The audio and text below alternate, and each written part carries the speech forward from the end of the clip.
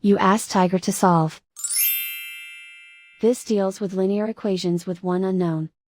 The final result is x equals -11.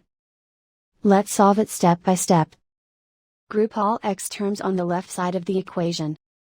Subtract 3x from both sides. Group like terms. Simplify the arithmetic. Group like terms. Simplify the arithmetic. Group all constants on the right side of the equation.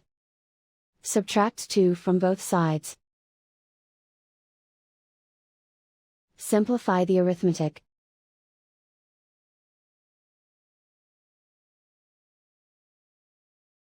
Isolate the x. Divide both sides by 2. Simplify the fraction. Find the greatest common factor of the numerator and denominator.